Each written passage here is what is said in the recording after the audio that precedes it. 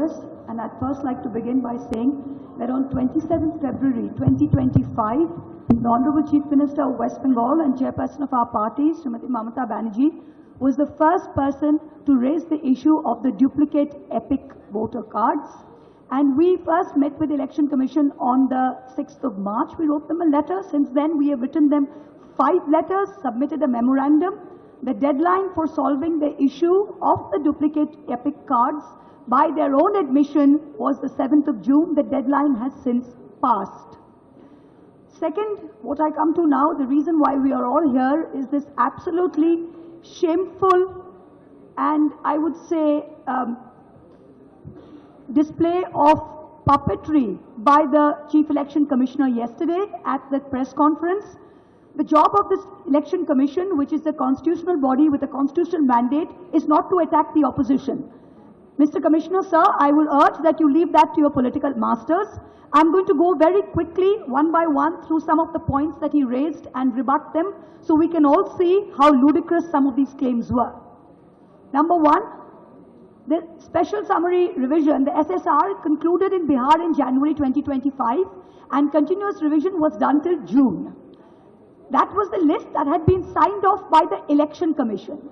Yesterday, you tell us that out of 65 lakh deletions, 22 lakh were dead people who were not recorded. So what are you trying to tell us? That all the previous lists and the list on which the Lok Sabha elections 2024 were done were fraudulent, were incorrect? If that is indeed the case, then all of your election commissioners, your entire election commission, current and previous years should be prosecuted, and this current Lok Sabha, which is based on fraudulent election lists, should be dissolved immediately. Because the credibility of the people's mandate and the legitimacy of this government is at stake. That's the first thing. The second thing, the election commissioner is going on asking the opposition for affidavits. What is an affidavit? Please understand, you can do a suo motu inquiry when someone raises an objection if your intentions are bona fide. We are only pointing out flaws in your own documents. Are you asking us to authenticate your own documents by an affidavit? These are your documents that have flaws by your own admission. You yourself said that 22 lakh people were there and they were not put on record, so that is a flaw.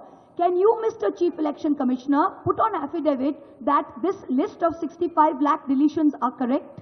If this list is correct, then you cannot put on affidavit that the list with the 22 lakh deaths which are not put on record, all previous lists are incorrect.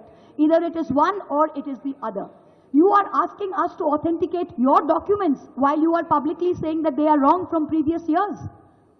The third thing, yesterday, the list of 65 lakh voters has been published with reasons. Can I remind everyone that the Election Commission fought tooth and nail every step along the way. I was among the first petitioners on behalf of the All India Trinamool Congress against the Bihar SIR revision along with I.N.D.I.A.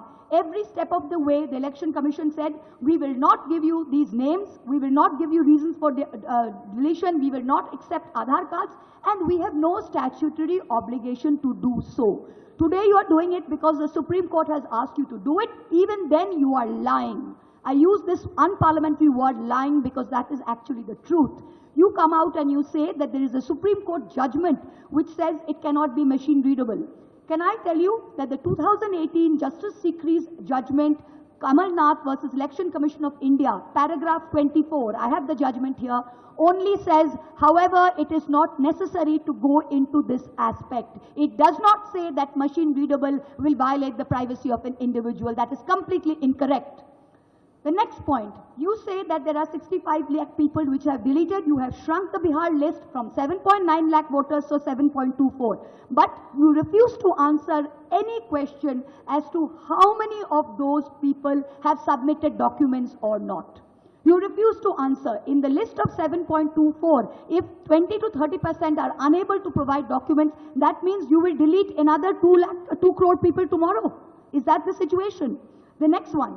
How is it possible that dead people are in the draft list and living people are on the deleted list?